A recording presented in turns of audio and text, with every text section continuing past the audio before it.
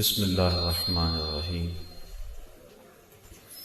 الحمد للہ رب العالمین والصلاة والسلام علی سید الانبیاء والمرسلین قال اللہ تعالی وتبارک فی القرآن المجید والفرقان الحمید بسم اللہ الرحمن الرحیم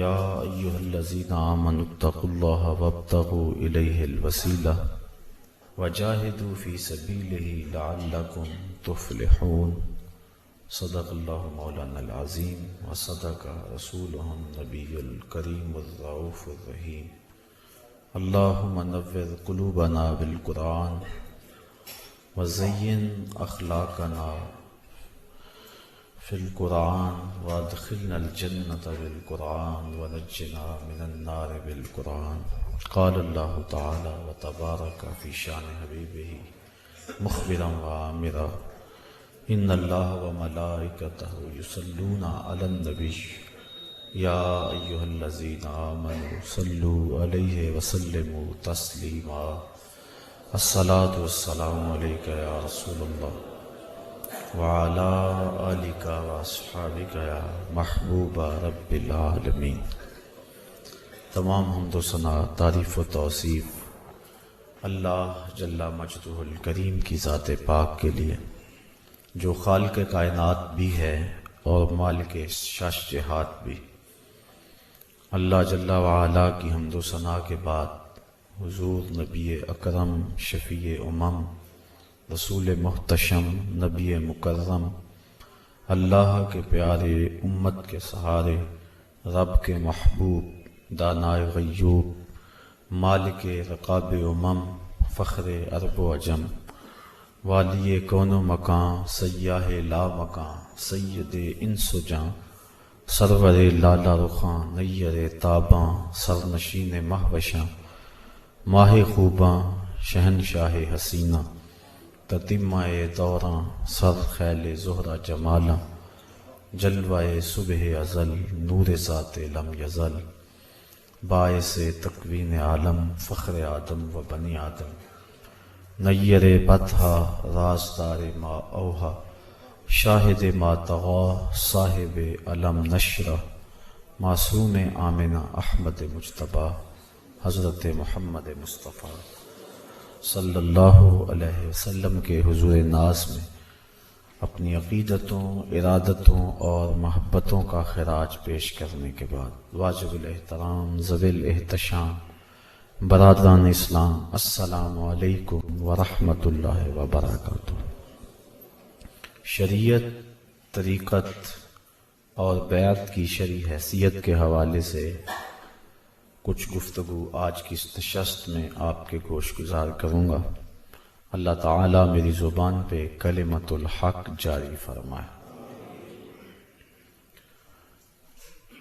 شریعت اسلام کا وہ دیا ہوا راستہ ہے جس پر چل کر ہم فوز و فلاح کامیابی حاصل کر سکتے ہیں۔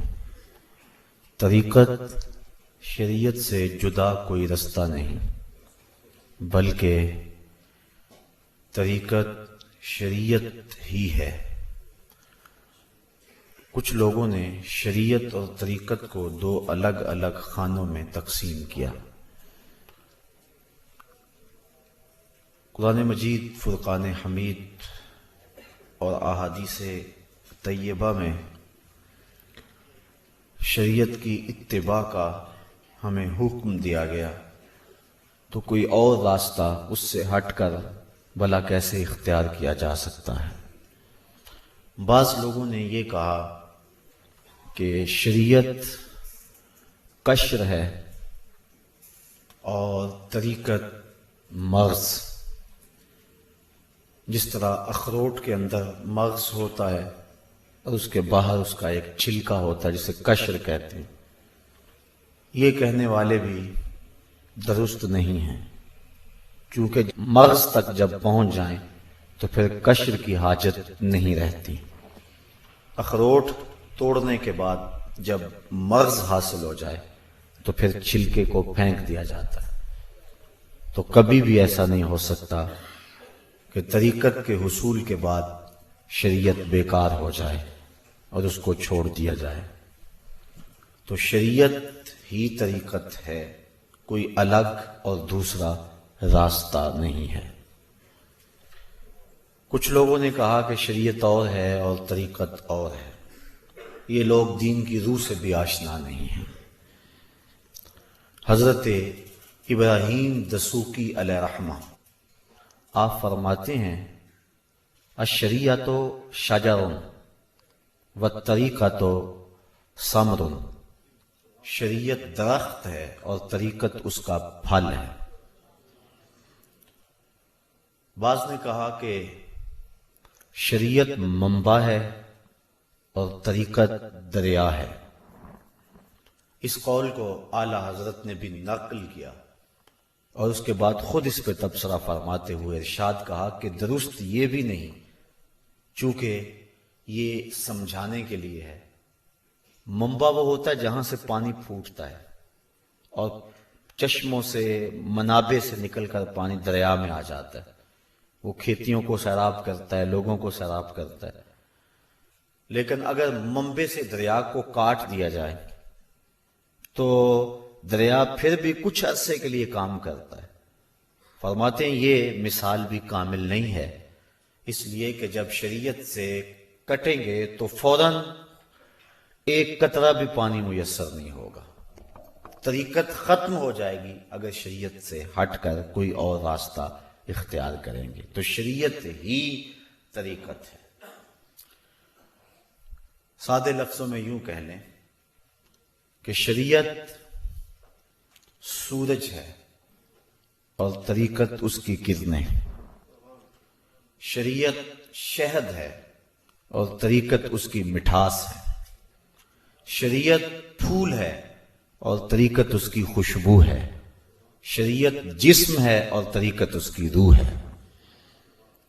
تو شریعت اور طریقت کا یہ گہرا ربط ہے۔ حضرت حاجی امداد اللہ مہاجر مکی جو کہ اہل سنت اور دیگر مکاتیب فکر میں برابر معتبر مانے جاتے ہیں، وہ فرماتے ہیں شرح مثنوی میں حضور علیہ السلام کی ایک حدیث کی تائید حاصل کرنے کے بعد کہ شریعت حضور کے اقوال کا نام ہے، طریقت حضور کے افعال کا نام ہے، حقیقت حضور کے احوال کا نام ہے اور معرفت حضور کے رازوں کا نام ہے۔ تو شریعت اور طریقت دو الگ چیزیں نہ ہوئیں، بلکہ شریعت ہی محک و معیار ہے اور وہی منات و معیار ہے، اور بغیر شریعت کے طریقت قبول نہیں ہے۔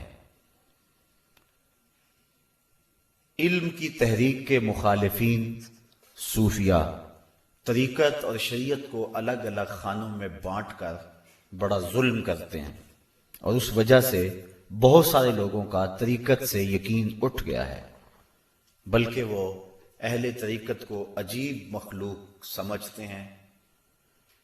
دوسری طرف جعلی اہل طریقت نے اس سلسلے کو اپنا کاروبار بنا کر اس مقدس اور مطہر راستے کو بدنام کیا، جس سے لوگوں کا اس سے یقین اٹھا۔